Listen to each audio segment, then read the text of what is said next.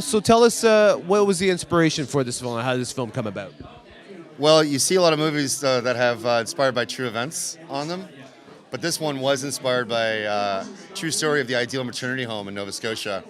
Back in the early 40s and 50s, private adoption wasn't very regulated.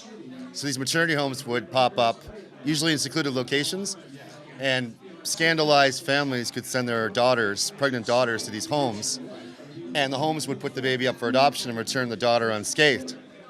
But later, people started to discover that through rumors and hearsay mostly, but they were backed up, that some of these babies were being buried alive, especially the unwanted, the sickly, mixed-race babies, starved to death from molasses and water.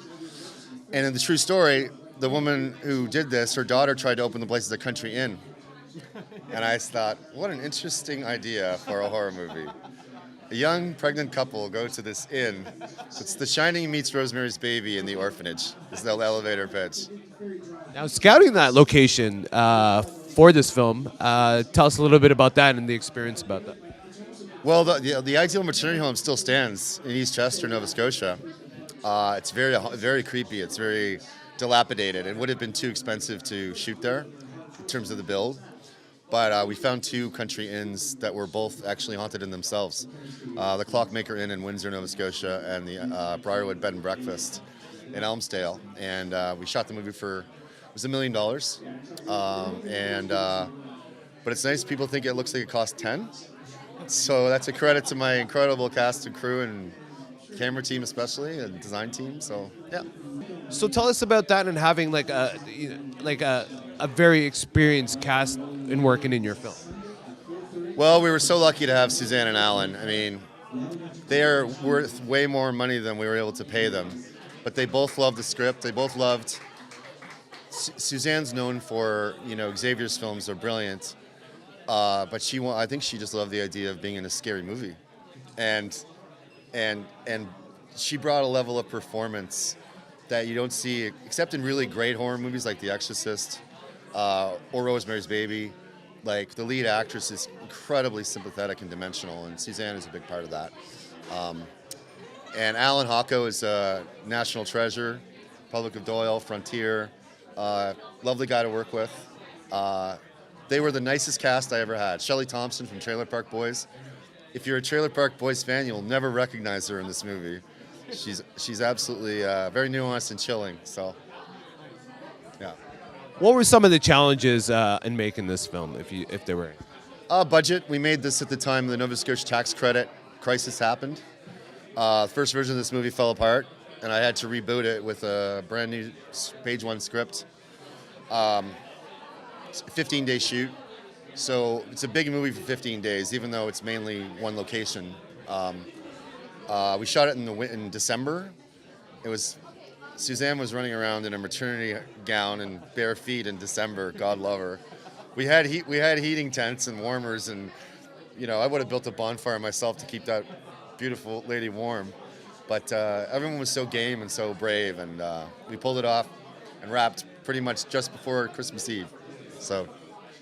Well, tell us, why did you want to become part of the film industry? I'm pretty sure you've been asked this question a lot, but how do you see it now? Well, my dad loved movies, and my dad probably had the first video cassette recorder in Cape Breton in the 80s.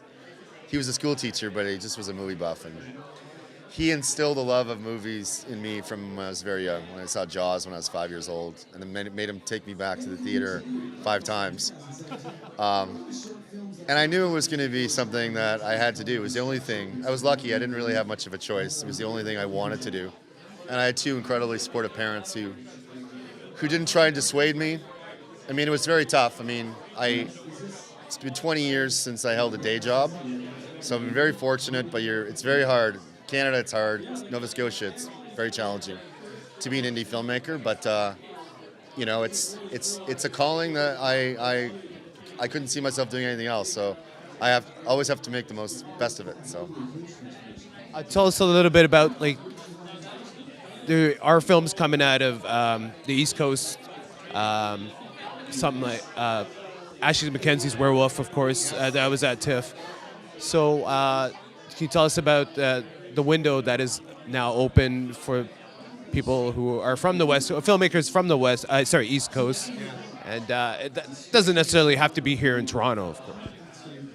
Well, there's a lot of talent on the East Coast. I mean, we've always known it. I mean, from the Trailer Park Boys franchise to you mentioned Ashley and Nelson. They're both from Cape Breton, as I am. Very, very happy for their success. And if people like Seth Smith and Darcy Speidel, who were here at TIFF with the Crescent last month or in September. There's just a lot of really, really talented people, and I feel very fortunate to be part of that group and to be part of the message that Nova Scotia is very much alive and well. And we need more support from government, but we're not dead, we're not dying, we're not going away. We just we could use more support from the powers that be. I mean, we survived Stephen Harper's cuts to telefilm, then we survived a hostile provincial government. We've been uphill for so long. We don't know what downhill feels like, but I think that the work that we're generating certainly deserves more help. So, And tell us how it feels to be here at Blood in the Snow. Great, I love it already. I'm seeing old friends. I'm making new friends. The vibe here from the Breakfast with the Stars was just relaxed and not pretentious and already. And I mean, we're here in the Monarch Tavern, where I watched the Leafs lose many times when I lived here. You can't get more unpretentious. So, very, very happy to be here. Yes. Thank you so much for your time, Mike. Thanks, my friend.